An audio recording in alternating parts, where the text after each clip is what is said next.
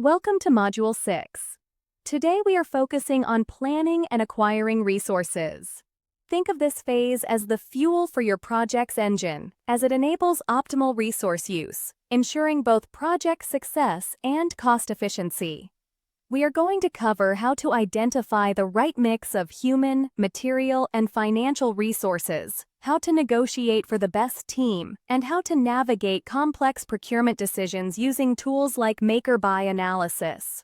Before we can acquire anything, we need to understand exactly what we need. Key components of resource management involve recognizing all types of resources required for the project. This begins with human resources, which covers the skills and expertise of your team members, and extends to material resources, such as the equipment and tangible items you will need to get the job done.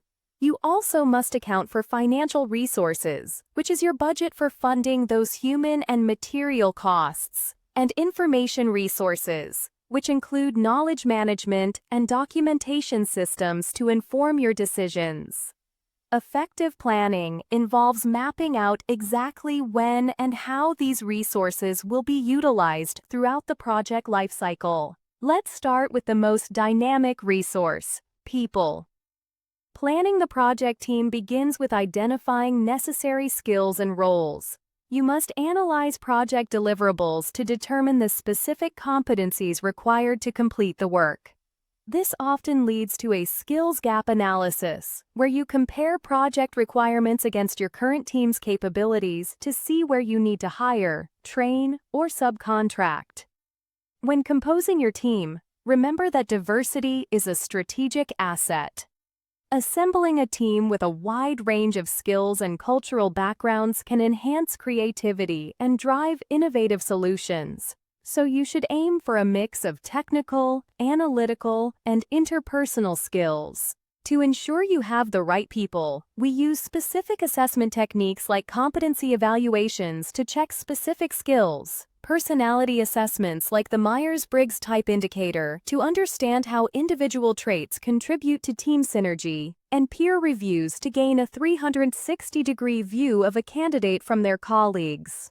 Once you know who you need, you have to secure them.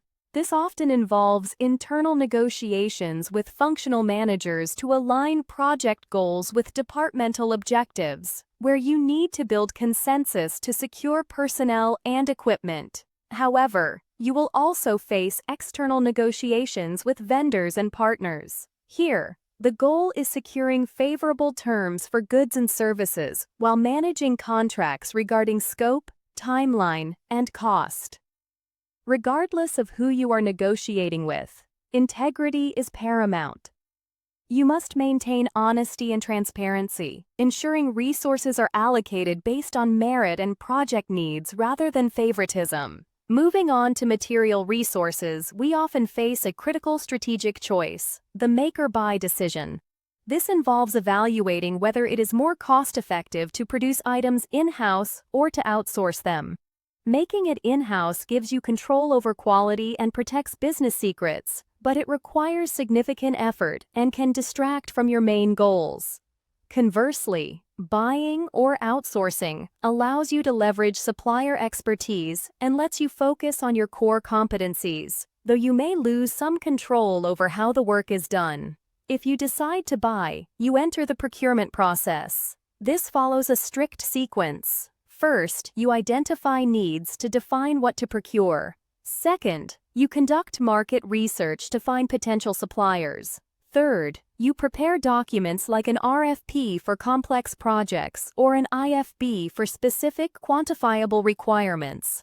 Next, you select a supplier by evaluating bids based on price, quality, reliability, and financial stability. Finally, you negotiate and manage the contract to finalize terms and oversee fulfillment. Finally, how do we justify these decisions? We use a cost-benefit analysis. This involves listing all direct and indirect costs and assigning them a monetary value, and then doing the same for all tangible and intangible benefits. By calculating the net present value, NPV, you arrive at a decision point. If the NPV is positive and financial benchmarks are met, you proceed with the project. If not, you halt. This ensures that every resource acquired contributes positively to the project's bottom line. To wrap up Module 6, remember that effective resource management is about more than just shopping for parts or hiring staff. It is a continuous cycle of identifying needs, negotiating ethically, and optimizing usage to prevent bottlenecks. By mastering these planning and acquisition strategies, you ensure that your project has the necessary fuel to reach the finish line successfully.